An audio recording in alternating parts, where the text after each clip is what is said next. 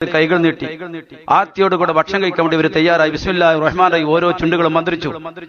ആ ചോറ് അവർ കഴിക്കാൻ പോവുകയാണ്. പക്ഷേ പെട്ടെന്ന് പുറത്തൊരു ശബ്ദം, ജനങ്ങളെ, കല്യാണത്തിന് വന്നവരെ, കല്യാണ പന്തലുള്ളവരെ, ഒരു നിമിഷം എന്ന് പറഞ്ഞുകൊണ്ടൊരു വയസ്സനത പൊട്ടിക്കരഞ്ഞുകൊണ്ട് എന്തോ വിളിച്ചു പറയുകയാണ്. പ്രിയമുള്ളവരെ, കല്യാണ പന്തൽ സ്തംഭിച്ചു പോയി. ചോറ് കഴിക്കാൻ വേണ്ടി തയ്യാറായ ആളുകൾ ആകെ അന്തം വിട്ടുപോയി. എല്ലാവരും ചോറ് കഴിക്കാതെ അതാ പുറത്തേക്ക് നോക്കിയാണ്. അതാ ആ കല്യാണ പന്തലും അങ്ങകലെ മുറ്റതാ അങ്ങോട്ട് കയറി വരുന്ന പടിക്കൽ ഒരു വയസ്സൻ പൊട്ടിക്കരഞ്ഞുകൊണ്ട് നിൽക്കുകയാണ്. ആ വയസ്സൻ എന്താ വിളിച്ചു പറയുന്നത്? അയാൾ എന്തൊക്കെ പിരിവിറുക്കുന്നുണ്ട്. എന്താണ് ആ വയസ്സൻ വിളിച്ചു പറയുന്നത്? അറിയണ്ടേ? അറിയിക്കാം. ഇതാ എന്റെ ഗായകൻ.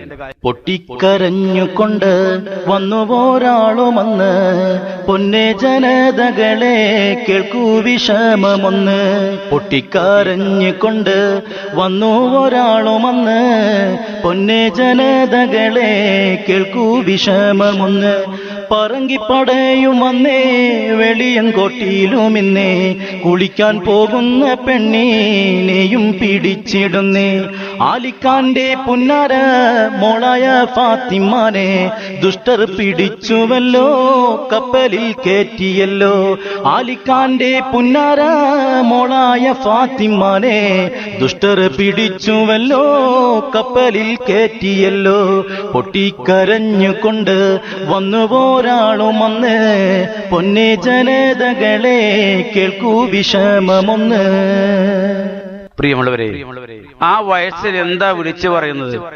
മറ്റൊന്നുമല്ല, ആ കാലഘട്ടം അഥവാ ഈ സംഭവം നടന്ന നൂറ്റാണ്ടുകൾക്ക് മുമ്പ് പറങ്കികൾ എന്ന് പറയുന്ന ഒരു വിഭാഗം ആളുകൾ കേരളത്തിൽ ഇടയ്ക്കൊക്കെ വരാറുണ്ട്.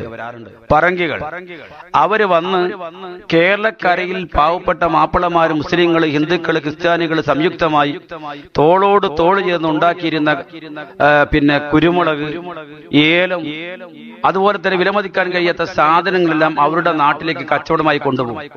തുച്ഛം വില കേരളത്തിലെ മലയാളികൾക്ക് കൊടുത്തിട്ട് അവരവരുടെ നാട്ടിലേക്ക് കൊണ്ടുപോയി മെച്ചത്തിന് വിറ്റുക്കുന്ന, മലയാളികളെ ചൂഷണം ചെയ്യുന്ന, പാവപ്പെട്ടവരെ അവരുടെ മുതല് അറിയാതെ പറ്റിക്കുന്ന ഒരു വിഭാഗം ആളുകളായിരുന്നു പറങ്കികൾ. പ്രിയപ്പെട്ടവരെ, പറങ്കികൾ ഇടക്കിടക്ക് കേരളം സന്ദർശിക്കാറുണ്ട്. കേരളത്തിലെ സുന്ദരികളായ സ്ത്രീകളെ കണ്ടാൽ അവർക്ക് ഹരമാണ്. അവർ തട്ടിക്കൊണ്ടുപോക്കും, ബലാത്സംഗം ചെയ്യലും കൊല്ലലും തുടരുകയാണ്. ചോദിക്കാൻ ആളില്ല, ഭയമാണ്.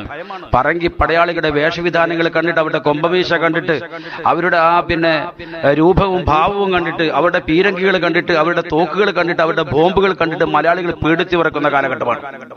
അങ്ങനെ കല്യാണ പന്തലിലേക്ക് ഒരു വയസ്സൻ കയറി വന്നു. അതാ പന്തലിന്റെ ഏകദേശം അപ്പുറത്ത് നിന്ന് വിളിച്ചു പറഞ്ഞു, ജനങ്ങളെ, നിങ്ങൾ അറിഞ്ഞോ, നമ്മുടെ ആലിക്കാന്റെ മോള് ഫാത്തിമാനെ പറങ്കികൾ തട്ടിക്കൊണ്ടുപോയി.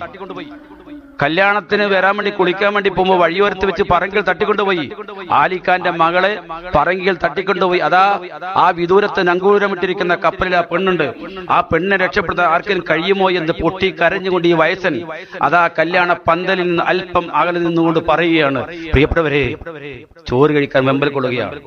ഓരോരുത്തരും ചോറിലേക്ക് നോക്കിയ വിസ്മിയല്ലി അവരുടെ വലത് കൈ ആ ചോറിന്റെ ഭാഗത്തേക്ക് നീട്ടിയ സമയത്താണ് ഈ ശബ്ദമുണ്ടാകുന്നത്. പ്രതികരണമില്ല, ആരും ഉണ്ടെന്നില്ല. പക്ഷേ വീണ്ടും ആ വയസ്സൻ പൊട്ടിക്കരഞ്ഞുകൊണ്ട് പറഞ്ഞു, എന്ത് ആളുങ്ങളുണ്ടെങ്കിൽ പോണം ആ വേളയും രക്ഷ കൊടുത്തിടാനേ. മനുഷ്യർ ആർത്തല ചങ്ങു വിളിച്ചു പറഞ്ഞപ്പോൾ കൂടിയൊരു മൗനം പൂണ്ടേ. വാടിക്കരിഞ്ഞ ആ പെണ്ണിന്റെ കാര്യം പറഞ്ഞു വന്നുള്ള ആളും ഓരോരുത്തരും ഒന്നും പറഞ്ഞില്ല. ചോറും വിളമ്പൊന്നൊരാളും പറഞ്ഞിടുന്നേ. എല്ലാരും ചോറിനയാർത്തിയിലെത്തിയ നേരം മരക്കരന്ന് ആ വീടന്ന് വല്ലാത്ത അട്ടസം ഇട്ടു. ഞാൻ അന്നാണ് പോകട്ടെ എന്നും ചൊന്നേ. ആണുങ്ങളുണ്ടെങ്കിൽ പോണം ആ വേളയും രക്ഷ കൊടുത്തിടാനേ. മനുഷ്യൻ ആർത്തല ചങ്ങു വിളിച്ചു പറഞ്ഞപ്പോൾ കൂടിയൊരു മൗനം പൂണ്ടേ. നിക്കാഹ് കഴിഞ്ഞു. എല്ലാവരും ഭക്ഷണത്തിന് വേണ്ടി കാത്തിരിക്കുന്ന സമയത്താണ് കല്യാണ പന്തലിന്റെ അപ്പുറത്തു നിന്നും ഈ വയസ്സിന്റെ ശബ്ദം ഉണ്ടായത്.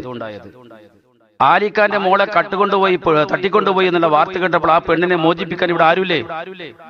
ഈ കല്യാണ പന്തൽ ആരും ഇല്ലേ എന്ന് ചോദിച്ച പ്രിയപ്പെട്ട മോമിനിങ്ങളെ എല്ലാവരും മൗനമായി. ആ പ്രശ്നം വിടി, നിങ്ങൾ ചോറ് വിളമ്പി, ആ പ്രശ്നം വിട്ട് ചോറ് വിളമ്പിക്കോളും, ചോറ് കഴിച്ചോളും എന്ന് ആരോ വിളിച്ചു വന്നു. ആ പ്രശ്നത്തിലേക്ക് ഇടപെടാൻ, ആ പാവപ്പെട്ട പെൺകുട്ടിയെ രക്ഷപ്പെടുത്താൻ ആരും തയ്യാറില്ല എന്നുള്ളൊരവസ്ഥ അവിടെ എത്തിപ്പെട്ടിരിക്കുകയാണ്. ആരും തയ്യാറില്ല. എല്ലാരും ചോറിനായി ആർത്തിയിലെത്തിയ നേരം മരക്കാരെന്ന് ആ അവിടുന്ന് വല്ലാത്ത കട്ടാസം ഇട്ട് ഞാനാണ് പോകട്ടെ എന്ന് ചൊന്നേ.